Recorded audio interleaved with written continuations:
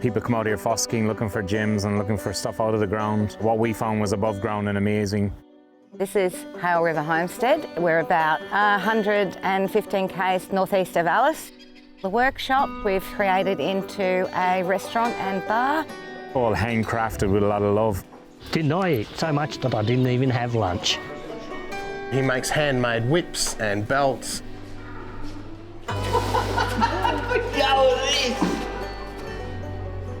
The houses are hundreds of years old, but they're still livable. People can stay there. It's amazing. Lynn told us about the lookout. Hey Glenn, this is looking like the hardest hill climb of the trip so far. Yeah, that's an epic climb, that one. Sean actually uses the seat on the tyre as training for the horse.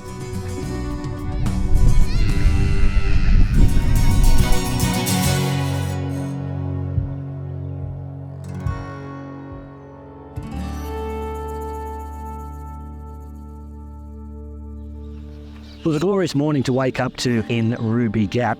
The scene and the sights around where we were camping was absolutely fantastic. Now it's time to get out of this place, and you know, we had a fair bit of strife getting in. Obviously not being able to see it and not understanding the terrain. We got a lot of vehicles bogged with a lot of recovery work coming in that night. So there was a little bit of anticipation as to what it was going to be like going out. Anya and I have been having a few conversations around what's it going to be like to get out along the riverbed. And I said to Vaughan, oh, so now we're all going to get stuck again? And he said, no, you just got to put your foot down. I was like, okay.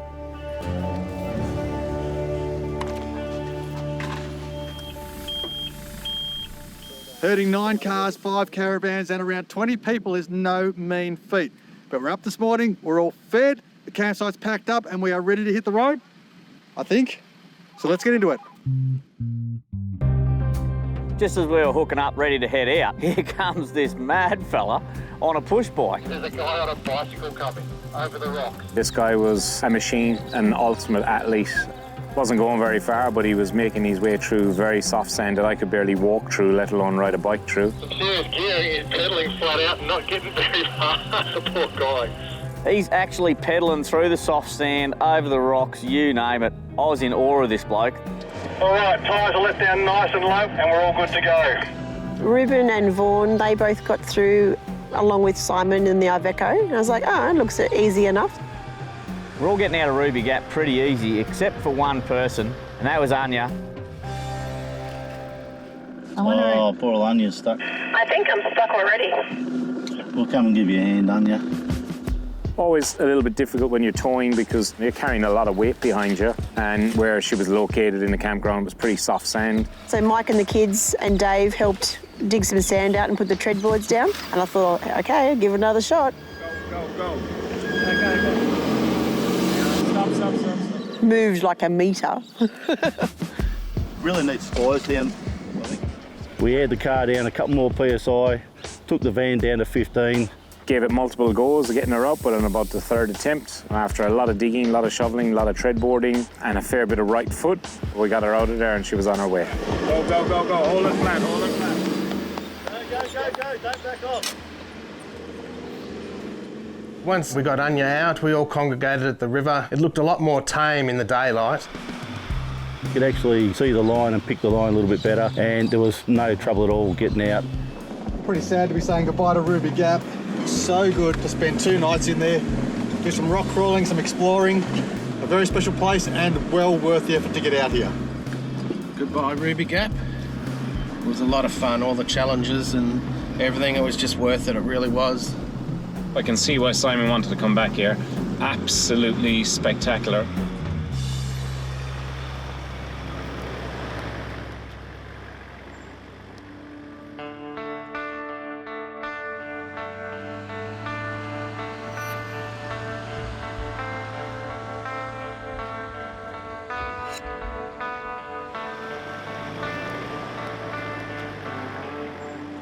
Now how's that for a view? Oh, that's it, up here. How cool is this?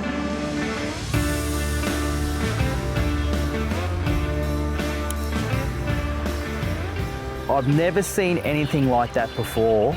The sun bouncing off those rocks was just magic. Absolutely sensational, Simon. I'm just in awe of the scenery. Another beautiful sunny day in the territory, and you get to see what the territory is famous for, which is those red undulating cliffs. Just incredible. I'm just blown away at the mere size of them. Like, they are huge. And we missed all this in the way in the dark, so it's good to be seeing it on the way out. You have not seen anything like the views in Outback Australia.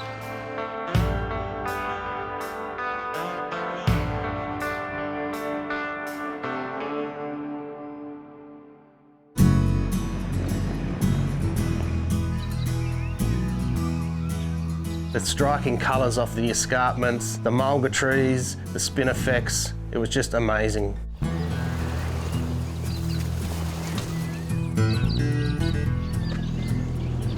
David, just more outstanding scenery as we continue pushing back west towards Alice.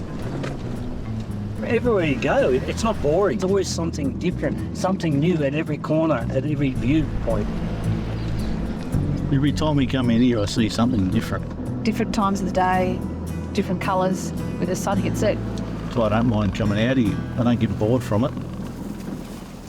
We pulled up for lunch at our turnoff for where we were going to say goodbye to Dave and Michelle and Zizi. They were going to head back into Alice Springs and get a replacement tyre for the one that got slashed on the track.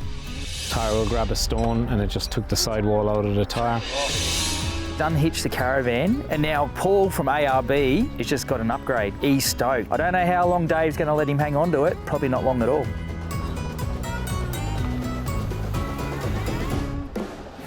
We're just heading to Alice Springs now to get the tyre repaired that I shredded yesterday, so we'll see you tonight.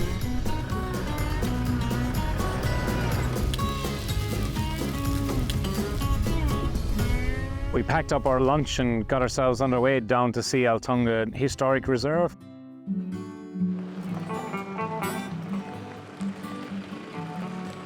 Arltunga was the first European settlement for Central Australia. We stopped off at the visitor centre, which had a really good display inside. Interesting, reading the history of the town and appreciate what difficulties they would have had back in the day. The original mining boom was in Ruby Gap. It was a short-lived rush, probably only lasted about a year. The mining community shifted across to Arltunga and took off there. You go through the visitors centre, they have all the exhibits, but out the back they have all these rusty machines. We had a look at some of the old mining equipment. They would have done it tough out there. It would have been really, really hard. It was real good fun. Everyone kept sitting on and getting pushed along. After we left the visitors centre, we went and checked out the old police station and jail. This had been beautifully restored after it had been left to rot away and had been vandalised. The locals have done a great job in getting this restored back to what it looked like. Reuben! Mate, can you come and have a look at this? Reuben got locked in the jail due to his Mancuni episode. He was duly punished for that. Parts of that scene is something I'll probably never unsee. Got locked in the jail cell. You and I did. So you deserved it. Oh, well, I would have liked it if I could actually have a camp in there and left alone. We only let him out because, he's a nice guy, but we should have probably let him there. The big escape.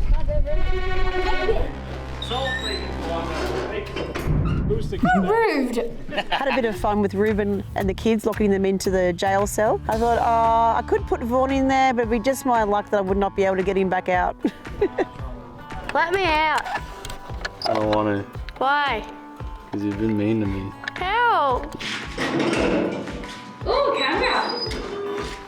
That's why you're locked in jail. You're stealing all the equipment, you little lady. You guys are getting a cool education, checking out all this history. Wow, it's a chimney. My arm's getting tired. Don't know how the cameramen do it. Oi, you give that back. Run, run, run. Here, Simon's coming for me. No, no, no. I have escaped the wild Simon. A fantastic spot to visit. Great to see that this stuff has been kept alive so we can understand some of the history and understand what went on back then.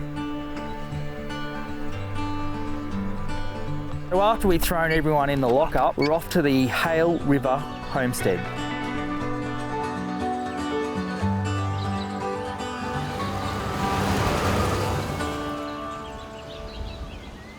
And it wasn't long before we arrived at this spectacular Hale River Homestead. Oh, look at that.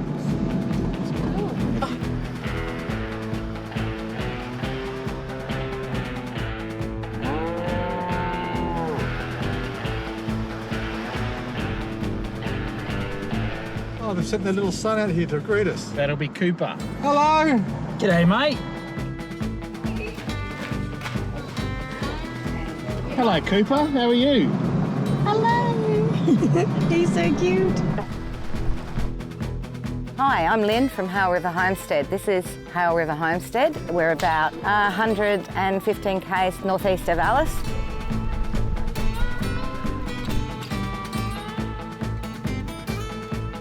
You know, people come out here fosking, looking for gems and looking for stuff out of the ground. What we found was above ground and amazing. This shed that you could just sit for hours inside and just admire. Pool table, nice friendly music, great fireplace. The bar, all handcrafted with a lot of love. Sean's the owner. He's a cattleman from way back, and he had some rather large properties that he sold off, and this is a little bit of a hobby property.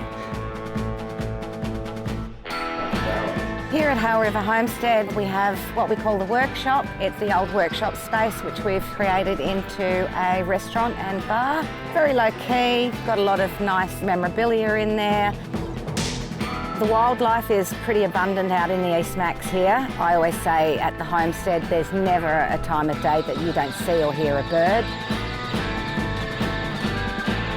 I was having a great time just sitting back on the couch and looking at all the memorabilia and the old shack. And I was thinking, I wonder what they're doing at the lookout. I wonder how they're going up there. Before dinner, Glenn and I went on a little bonus adventure and headed out towards the lookout.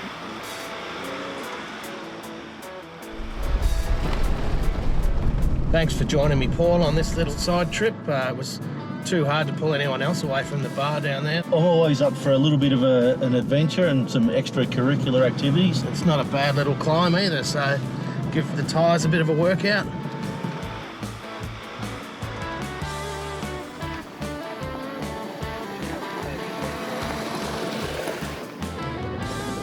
Hey Glenn, this is looking like the hardest hill climb of the trip so far. Oh, definitely. I think someone's really missing out on this one. Yeah, that's an epic climb, that one. Nothing Michael and Prado can't handle. Am I going to be scared? Hey.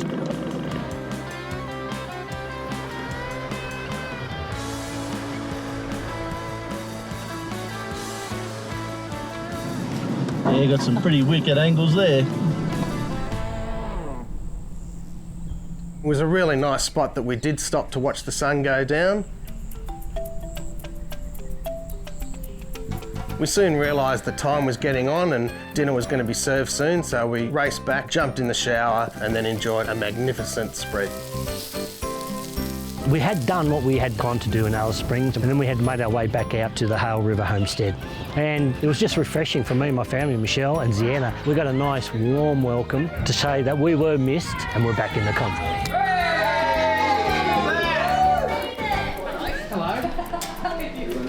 The atmosphere in the bar there was fantastic. There was so many old relics from farm life, cattle life and all that sort of thing. Years and years of work gone into collecting all this paraphernalia and putting it together. One of the best rustic outback bars I've ever seen. What are we doing? Where do we start? Tonight's dinner is build your own burger. The spread that these guys put on just blew my mind. It's one of the best burgers I've ever had. I actually don't eat red meat. They went out of their way to make sure that they had some chicken for me. To be honest, like that is, well, awesome service.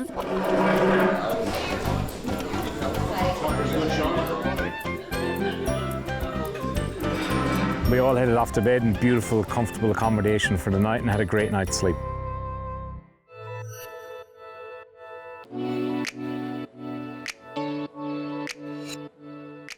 Day 5 on your 4x4 adventure, and here we were at Hale River Homestead.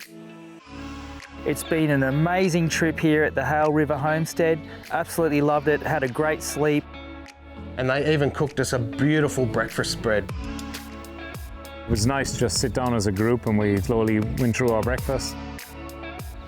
They had fried eggs, they had bacon, they had baked beans, they had hash brownies, they had toast, all sorts of bread, they had granola, and didn't I eat so much that I didn't even have lunch. Made good coffee. Great burgers. Good hot chocolates. Awesome breakfast. Don't know what you put in here, but it's burning. Put it in, but didn't put it down. I hope they didn't lick it because I don't want to eat it. After a very leisurely breakfast, we had a look around the property, checking out a couple of the old homesteads. Great to look around the homestead. We had a look through the original buildings on the property, one built in 1906 and another built in 1908. The houses are hundreds of years old, but they're still livable. People can stay there. It's amazing.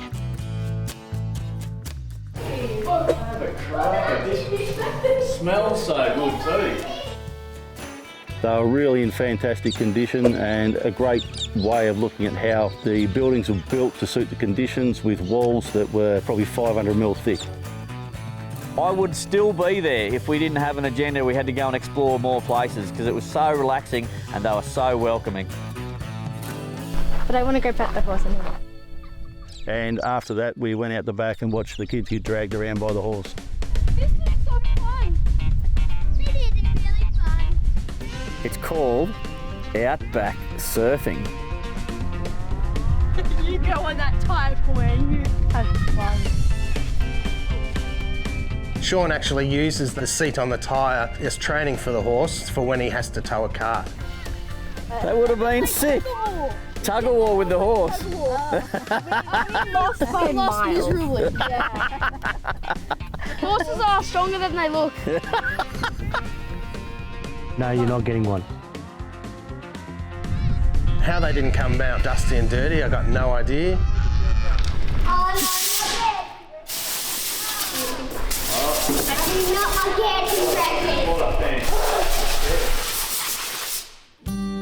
Sean took them across to his workshop where he makes handmade whips and belts and key rings. You found a belt that they sell, but the belt you picked actually didn't have a keeper on it. So you got a real special treatment and he made you a new keeper.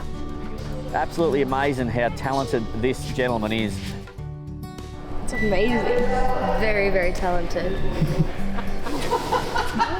Go with this! He even had a sneaky wine cellar there with hundreds of bottles of wine. One thing I loved about Sean and his station is that he's done 99% of the work himself. Sophie's older son, David, asked Simon at dinner the night before whether he could have a drive of their Iveco. Homeschooling, off-road, private property. I reckon he's at least 22.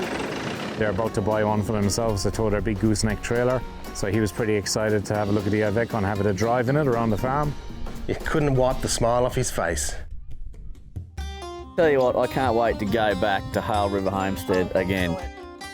If you haven't been there, check it out. It is just fantastic. It was sad to say goodbye, but we had to move on because we had an itinerary to catch. But the convoy was back all together as one big family and we're heading to Gemtree.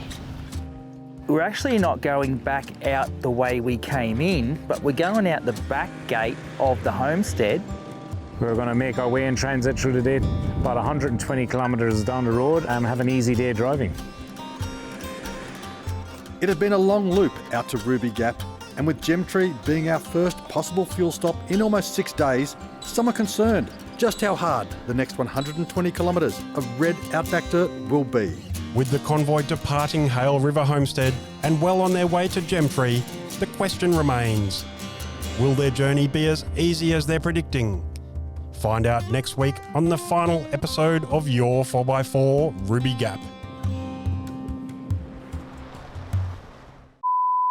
I should get some sleep.